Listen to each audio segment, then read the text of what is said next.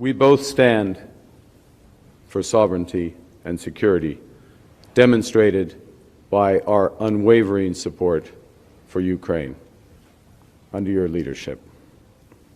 With you, Mr. President, I want to ensure that France and the whole of Europe works enthusiastically with Canada, the most European of non-European countries.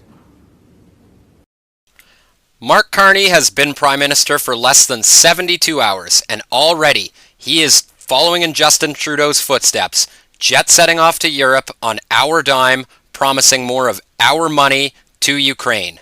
Way to go, Team Canada!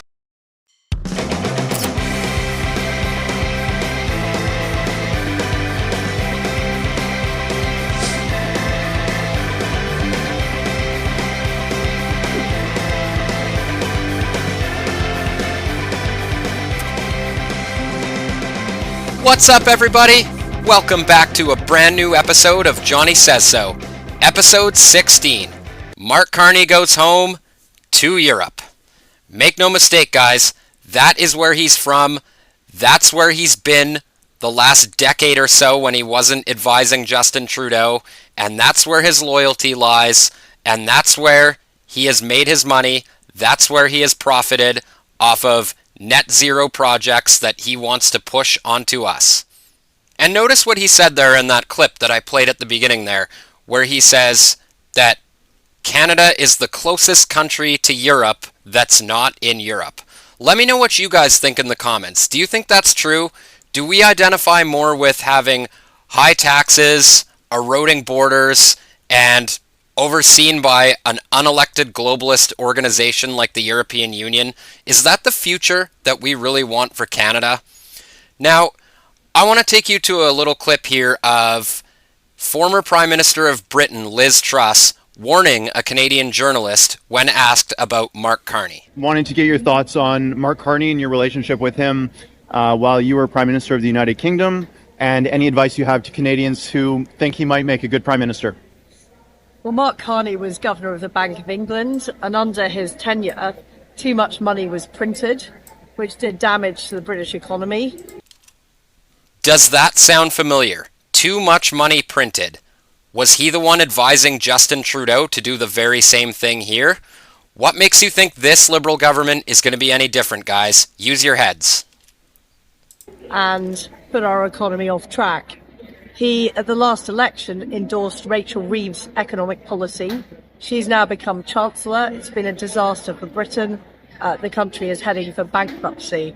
So I would strongly recommend not backing Mark Carney or his policies on net zero, which have been disastrous for Britain and would be disastrous for Canada. Do you trust his judgment overall, outside of ideological considerations? Well, I believe that he made major mistakes in the management of the Bank of England.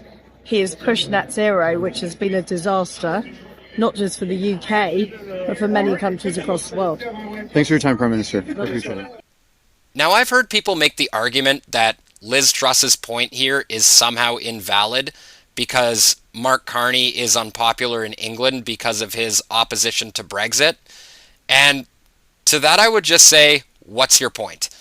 You can't be on your high horse about national sovereignty and democracy and get mad that a population votes for their national sovereignty and their democracy. Because let's be honest, guys, Brexit was all about leaving a union that the population of Britain, by and large, did not feel represented them or their national interest. Anyways, guys, I do digress. I want to take you to some hilarious moments from Mark Carney's trip to Europe where he got some questions from the media and he did not handle it well. Brian Lilly putting this out on Twitter. Wow, Mark Carney gets very testy when asked about his assets by the Globe's Stephanie Levitz and then lectures CBC Rosemary Barton for following up. Something is up here. Madam. Mr. Carney, Stephanie Levitz with the Globe and Mail. We understand that you have now placed your assets in a blind trust, so you don't know what's happening to them going forward, but you knew what they were going into that blind trust. So what are they? Look, Stephanie, I follow the rules of the Ethics Commissioner. I'm following them well in advance of any of the requirements, as you know, because I know you know this. You know that these requirements come into effect in months. We're talking days after I became Prime Minister. So I'm complying with the rules of the Ethics Commissioner, going through the processes and all these things that are necessary. And I will remind you, and I'll remind Canadians again, that the Leader of the Opposition cannot find it. And look, you look at the questions this evening, you look at the nature of the discussions, look at the nature of discussions I had with the President of France, the Prime Minister of the United Kingdom. The Leader of the Opposition would not be capable of having those discussions because the Leader of Opposition refuses to get his security clearance. Oh, this tired narrative again. Just answer the question, dude. That it took me a few weeks to get.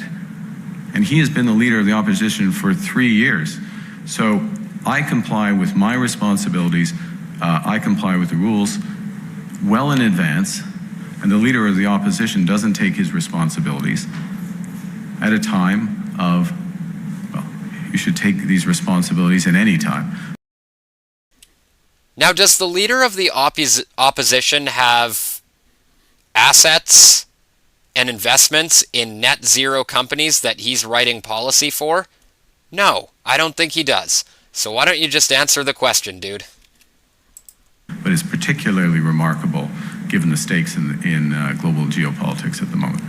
The rules say that those assets should be publicly disclosed within 120 days, which means you'll campaign in a coming federal election, most likely within the next 120 days, and are serving as Prime Minister now, with Canadians not being aware of what potential conflicts of interest you've sought to avoid. What possible conflict would you have, Stephanie? Stephanie, I'm complying Brookfield. with the rules. I'm complying with the rules in advance.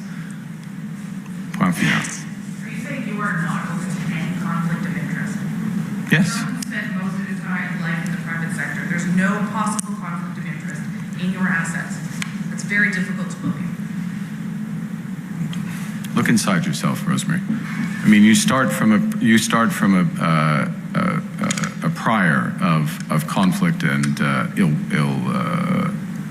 will. Look inside yourself. You're starting from a place of conflict and ill will. What a pompous ass. I have served in the private sector. I have stood up for Canada. I have left my roles in the private sector at a time of crisis for our country. I'm complying with all the rules. Your line of questioning is trying to invent new rules. I'm complying with the rules. She's not trying to invent new rules at all. That Parliament has laid out and the responsibilities of the Ethics Commissioner. And I will continue to comply with those rules. Let me know down in the comments, guys, what do you think? Were they trying to invent new rules, or were they just trying to make him accountable to the existing rules? Mark Carney says trade depends on a carbon tax. Nothing to see here, just the WEF, UN forcing their global control agenda. Carney planning to rule for the next decade? Hell no. On the other hand, we have the opportunity to diversify trade. Guess what one of the requirements is to diversify trade to the European Union? Guess what one of the requirements is to diversify trade to the United Kingdom? Guess what one of the requirements will be to diversify trade to emerging Asia? Is to have a form of price on carbon. So we are able to think one step ahead. We're able to go out and see the world. We're able to help. Is that thinking one step ahead, though? I don't think it is at all. See, Canada does about 80% of its trade with the United States and about 4% with Europe.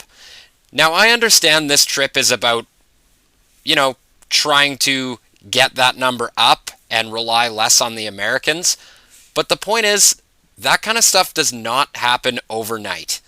And he is not doing everything he can to foster a friendly relationship with the Americans right now. It's very troubling. Help Canadian companies prepare. And you know what's going to happen? 5 years, 10 years from now, if I have the pleasure of being in front of you, you'll be asking me the question, if we didn't do this, if we didn't help our companies get more prepared, the Americans are going to start caring about this again. 5 years from now, if we didn't help our companies get more prepared, what, by taxing them into oblivion like you just did with consumers? They have elections every 4 years.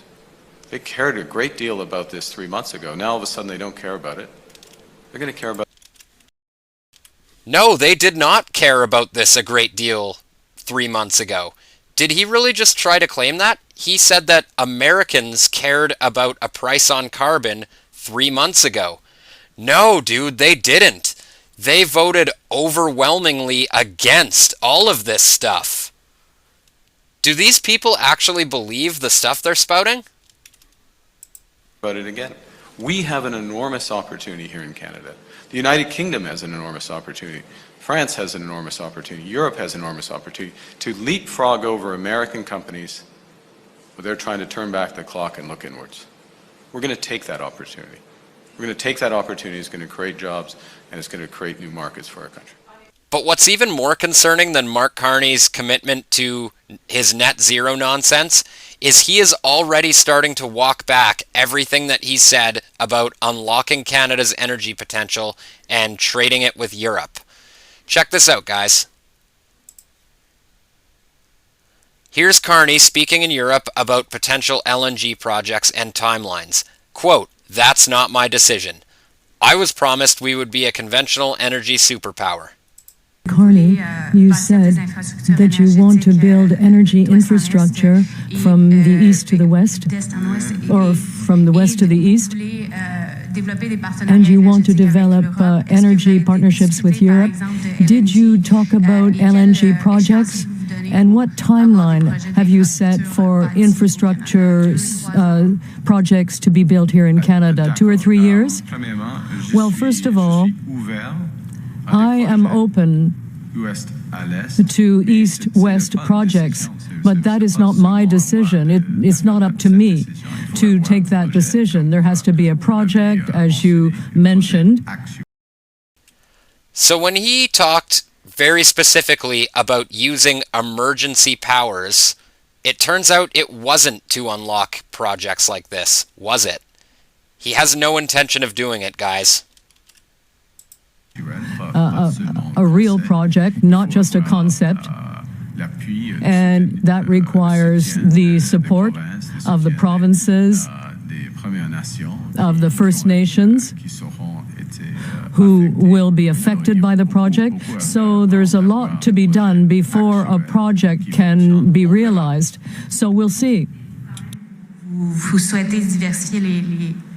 You're saying you want to diversify Canadian markets.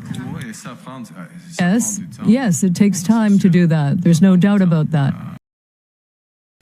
Time that we don't have. It takes time. It takes time to carry out major projects, and that's one of the reasons why we must begin by identifying both the federal and the provincial governments, identifying those projects that are in the interests of the entire country. That's the way the process should work.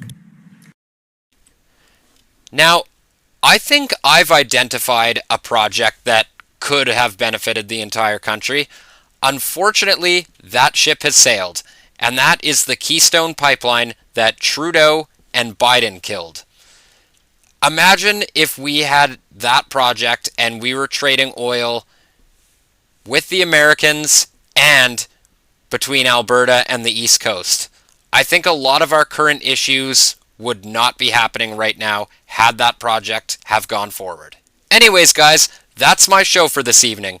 I'd love to know your thoughts down in the comments. What did you think of Mark Carney's first trip back home to Europe as our Prime Minister? And as always, guys, if you like my videos, please like and subscribe and share them out on your social media. And as always, I'll see you in the next one. Peace.